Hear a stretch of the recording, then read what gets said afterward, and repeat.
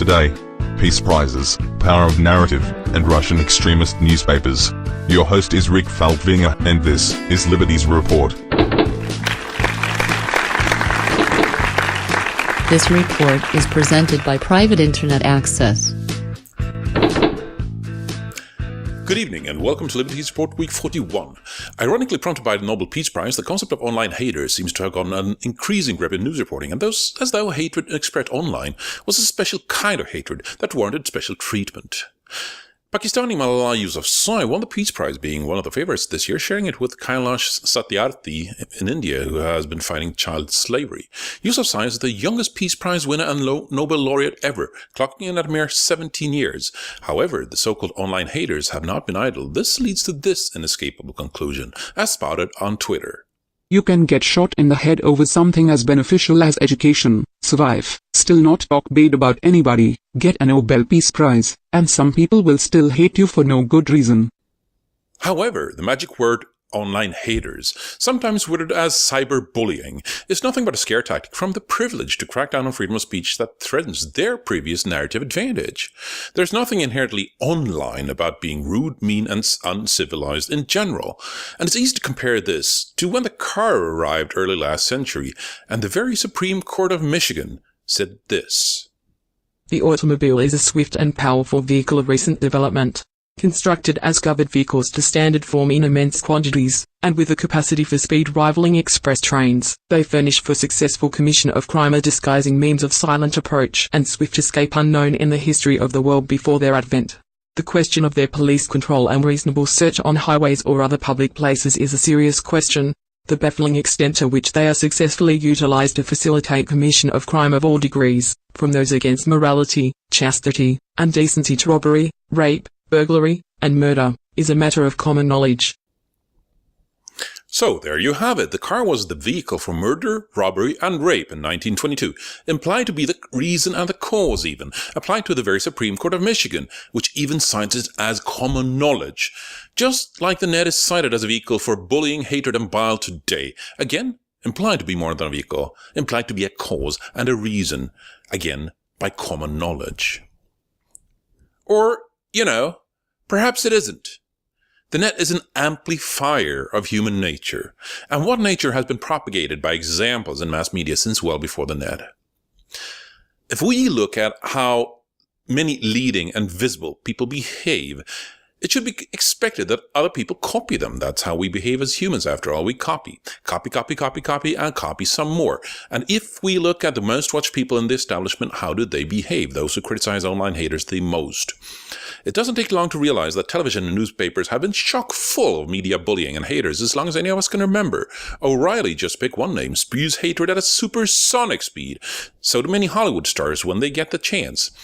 And given that ordinary common folk haven't had a voice before, now that they do, is anybody really surprised that they're copying their idols who have been setting those standards for decades? The same idols who are now outraged at the very behavior they've been setting the example for?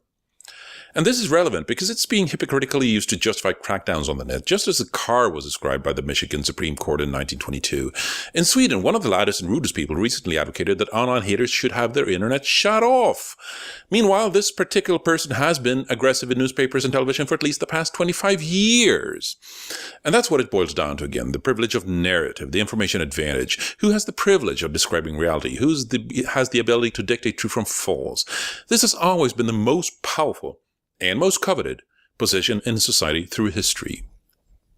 So cynically, the aggressive people who want to crack down on online haters don't seem to always be driven by philanthropy at all. Rather, those aggressors are being copied by people who are now online, and regrettably and cynically, many of them merely seem to want to go back to a time where they had a monopoly on spewing such aggression.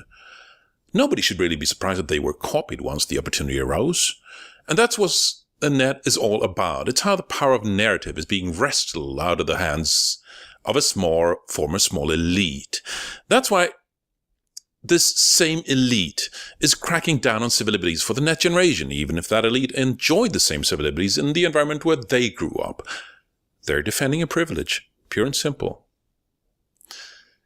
Now, that doesn't mean we shouldn't promote love over hate, obviously, but at the core of this lies a very hypocritical mechanism where the most aggressive people in society elite are trying to put themselves on high horses against so-called online haters. But just like there's no car crime, there's no online hate. There's just hate, and those people in the elite have been at the forefront of it. They have no right to be free from competition in speech, even in that kind of despicable practice. Calling it out as despicable and deplorable doesn't put those establishment figures in a better light, since that's exactly what they've been doing in yesterday's media channels for the past 25 years. And speaking of deplorable opinions, you'll remember how we spoke last week about the United Kingdom criminalizing non-violent extremist speech, and how I'd warned against that concept always sliding in meaning until it reaches the point where mere dissent has been criminalized. This may sound alarmist, but recall that once you classify non-mainstream opinions as extremist, drawing a line between mainstream opinion and criminal opinion is very easy to define non-mainstream as critical of the current regime in turn, which turns any ordinary dissent into an extremist opinion, which is then criminal. And it turns out that this isn't just theoretical. It happened in Russia this Friday. The so-called oppositional newspaper Novaya Gazeta was handed down a stern warning against its extremist opinions and given 10 days to unpublish them. A second such warning in a 12-month time frame will revoke its publication license. So it's not hard to see that it'll either stop dissenting with the regime line at this point or cease to exist as a legal newspaper shortly. And if you don't think this can happen where you live, you're not learning from history fast enough yet. People are people. Russian and British genes aren't that different from those carried by the elected politicians, or non-elected, as the case may be, where you live.